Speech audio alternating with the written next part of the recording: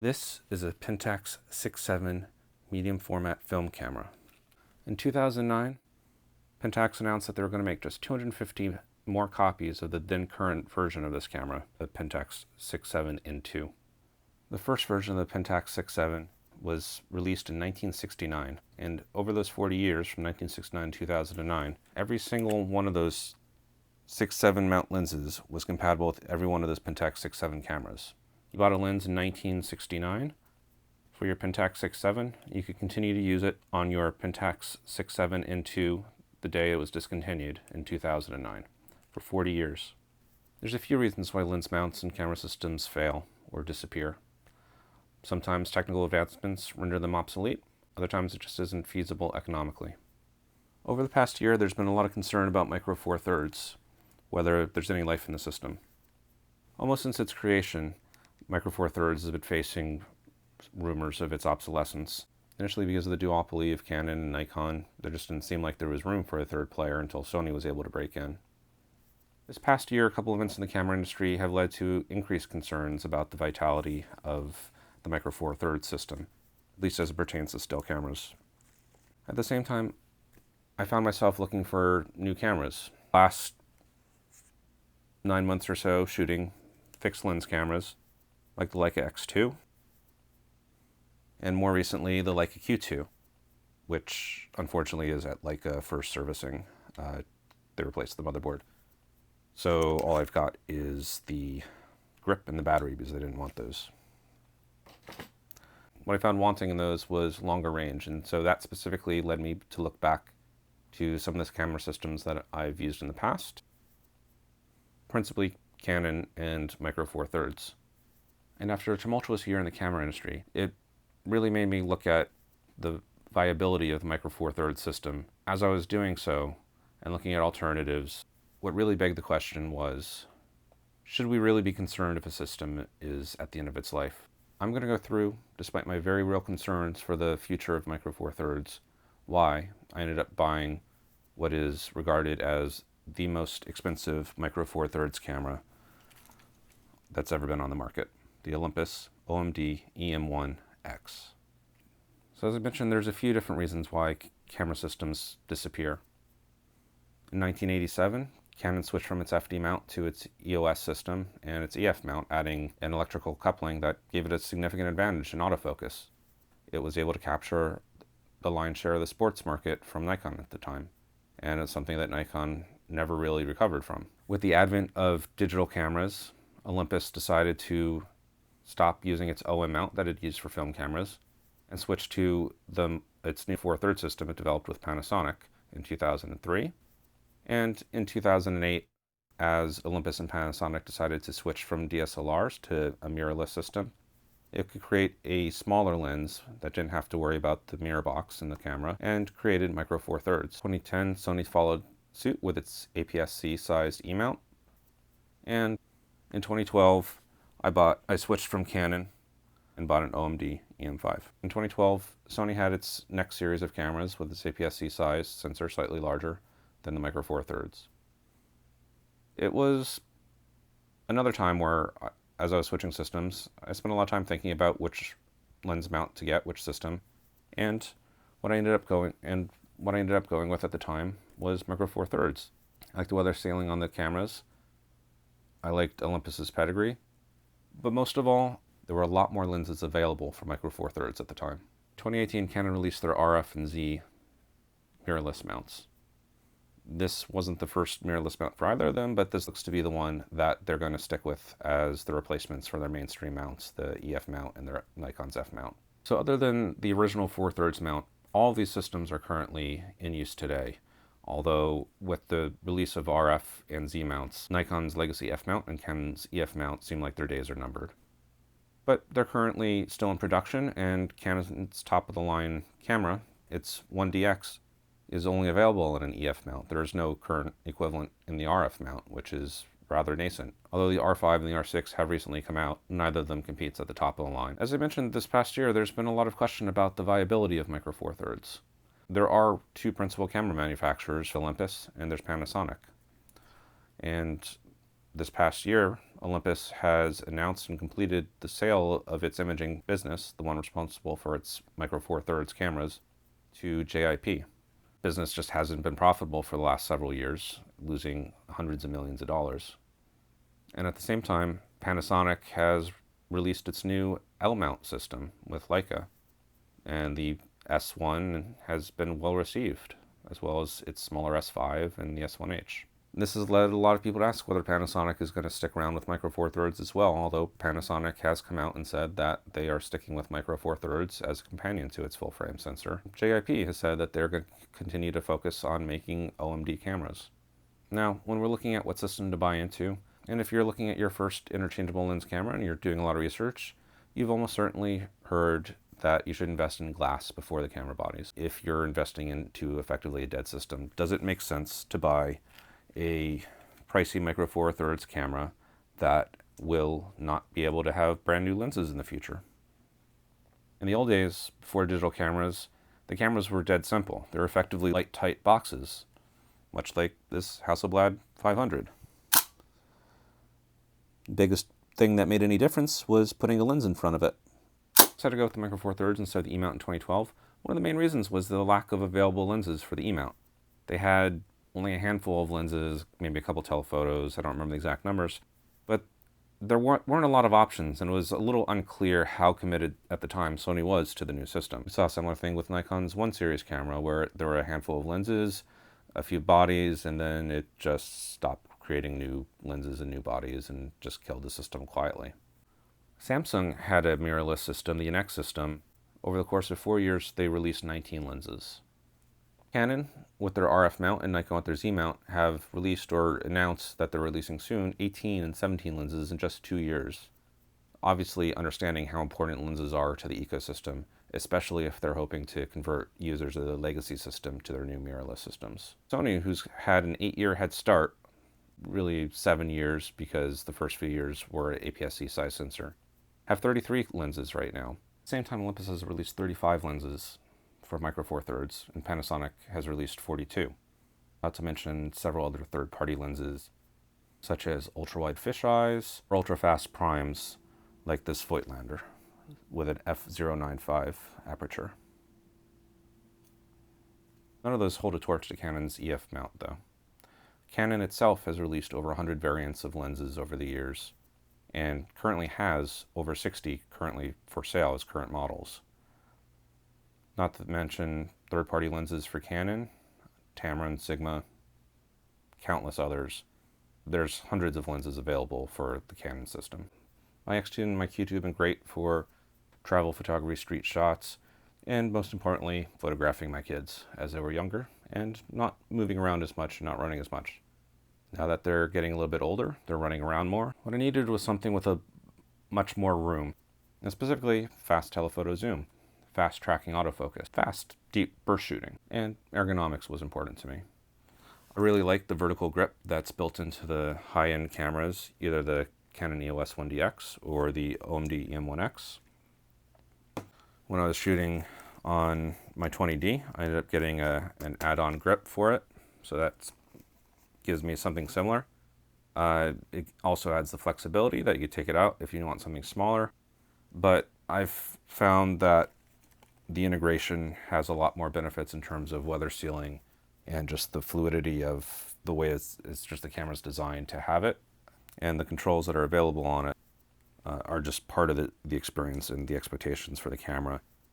The OM-D E-M1X having basically every button that's on the horizontal grip, the landscape grip, is also on the vertical grip, which just makes it easy to switch and much more fluid.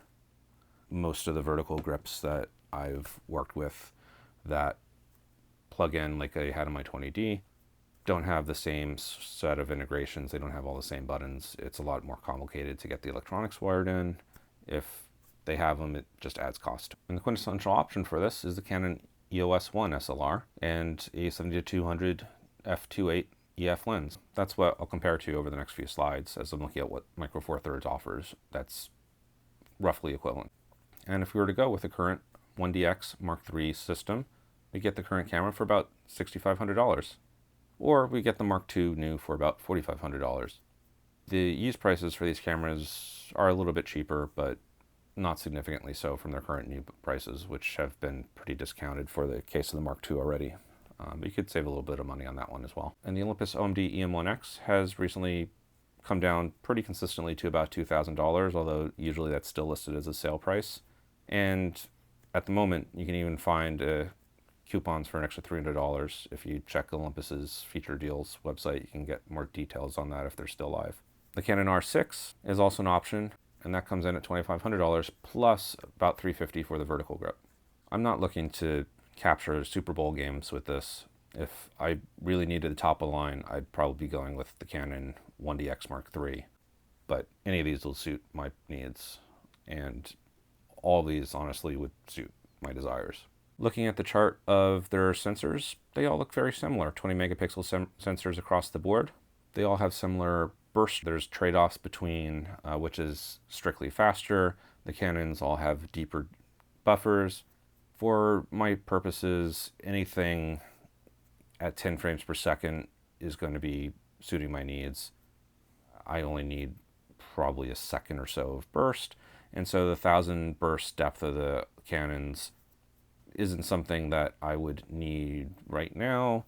Competitive sports, hockey, soccer, really any sport like that, the depth buffer could be a lot more useful, as things can change really quickly. If there's a scuffle in front of a net, there's a bunch of headers going on, there's somebody that's trying to break through a wall of defenders and score a touchdown, but you can't quite make out if they're going to get through, but you really want to make sure you capture that shot.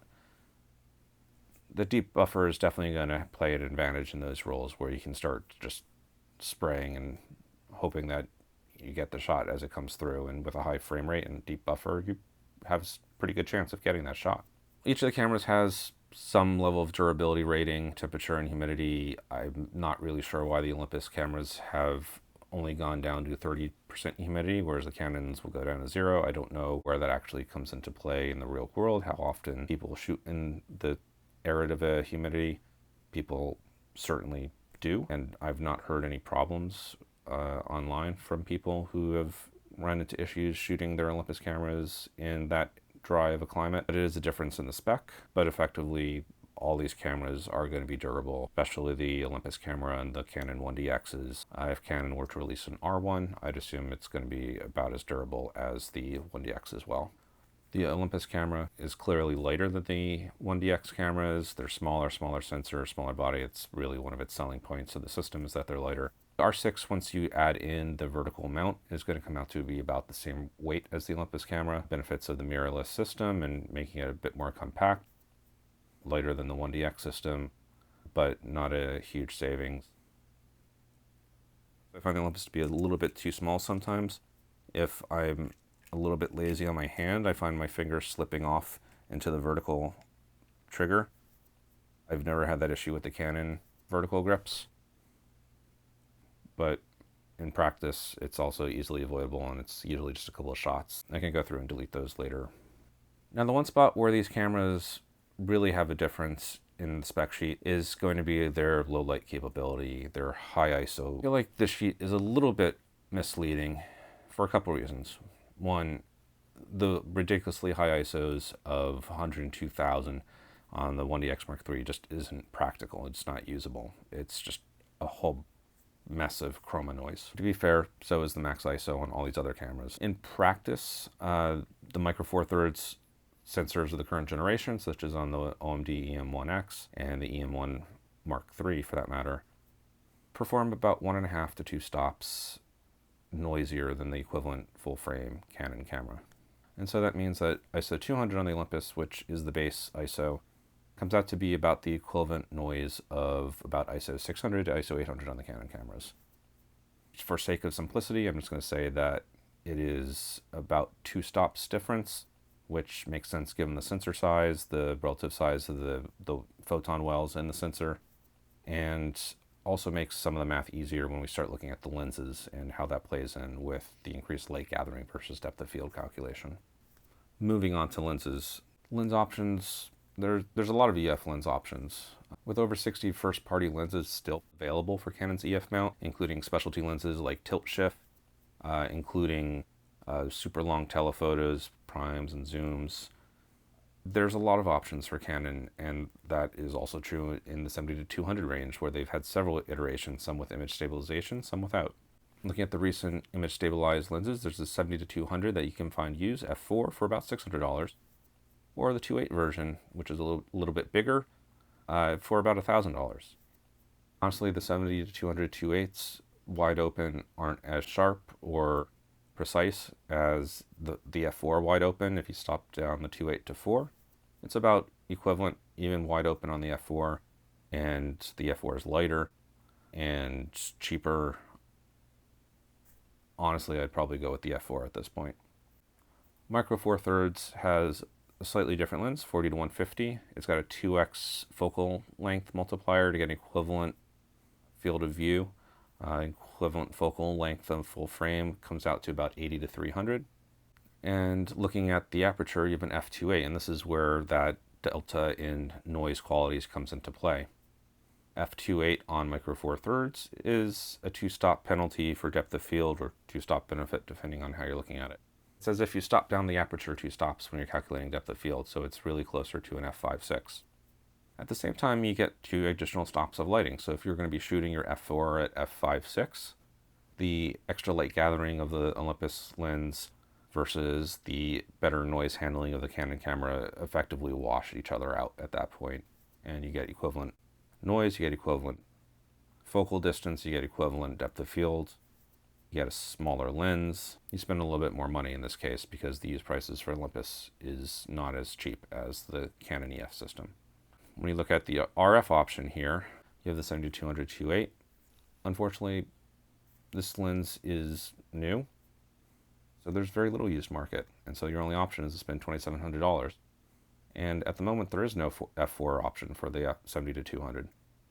Canon has just announced one, and that'll come in at $1,600, which is a nice price. And so as we look at the mirrorless lenses in this range, you can see that they all come in at about the same price. The Olympus is a little bit lighter than the others. It's also got a little bit longer reach on equivalent focal length, 80 to 300 instead of 70 to 200. And honestly, I would go with that trade-off. You can consider as if you have a 1.4x teleconverter built in, although the image is going to be sharper than if you had a teleconverter there. You're also going to get a bigger hit on the noise profile, having to stop up the ISO slightly more if you're going to be putting a teleconverter in there. And as you can see, Canon's RF 70-200 2.8 is priced roughly the same as the other full frame mirrorless 70-200 2.8 lenses. It's a little bit pricier, and the Sony is a little bit cheaper. The Sony's been out longer at this point, and I think that comes into play quite a bit here. As you look at how the Nikon and Canon legacy lenses and their mirrorless lens prices compare, you can see that there's about a 25 or 30% difference in the price, where their new lenses are significantly more expensive than their legacy lenses. And this is something I ran into when I switched to Micro Four Thirds in 2012. Sure, the system was 4 years old at that point, but at that time, with the release of the OM-D E-M1X was really when Olympus and Panasonic started producing higher quality lenses. The Olympus Pro line, the Panasonic Lumix GX line. So all those high quality glass were being sold at a premium because they were new lenses, and the only people buying them were people that were early adopters. That is another reason why switching right now to a mirrorless system I don't think makes sense for most people. I think it's much more economical to hold off and wait till the systems age a little bit, maybe 2 to 4 years, maybe wait a generation in the body, let them get the bugs out. The R5 and the R6 had some overheating issues. You know, these are the sort of things that I'm sure Canon's going to work out before they release the R1. I'd fully expect that they would release that within the same life cycle of the 1DX Mark III, so it gives people a chance to adopt in waves rather than forcing them to upgrade at the end of the generally 4-year lifespan of the 1DX. But the prices just don't make sense for somebody who doesn't need that top-of-the-line 1DX camera right now. Price of switching to RF is significantly more than going with the Olympus camera. It doesn't make sense to go with the 1DX, and it doesn't make sense to go with the EF system unless you need that 1DX body for specific reasons, because it's all going to be legacy in a couple of years anyway, most likely. There's a $2,200 difference from the 1DX, a $2,600 difference with the R6. So what can you do with that? Well, if you were buying a system for the first time and you didn't have lenses that were going into this to begin with, you could buy an extra body. You could buy a Pro Olympus 7-14 f2.8 lens. You could buy the Panasonic 12-35 f2.8 or the Olympus version for just a little bit more. In a couple years, if you decided that it was the time to switch to RF for a different mount, you could sell most of those for a lot more than you could sell the R6. Given that the prices for the RF system will probably drop by then, you could probably pick it up for a lot less too. All in all, you're saving a lot of money buying the Olympus camera now and buying the RF system in a couple of years, assuming Micro Four Thirds doesn't keep up. What's important whenever you're looking for any camera is what is it that you're looking to shoot? What can the camera provide? In my case, I'm looking for telephoto lenses. I'm looking for tracking autofocus. I'm looking for the ergonomics that a Pro type body offer. And that's something that the Olympus camera, the OM-D E-M1X, offers me. It's something that no other camera in that price range is going to provide to me. There's a lot of lenses already available from Micro Four Thirds, so there's plenty of room for growth if I need different lenses. Currently, what I've got on here is the 40 to 150 4 to 5.6. I bought this, as I said, with the 40 to 150 f2.8 in mind, but I picked this up at the time because it was only $100, and it is actually quite useful. It's actually quite good quality for something that is this cheap, in my opinion, especially compared with what is the closest equivalent on the Canon system, 75 to 300, although my version here is admittedly ancient, the 3 USM. But considering that these are effectively the same size and the same lens, and I'm not actually sure what this goes for right now, but I doubt that it is significantly cheaper than this lens new. I paid $100 for this. I think you might be able to get this for less used,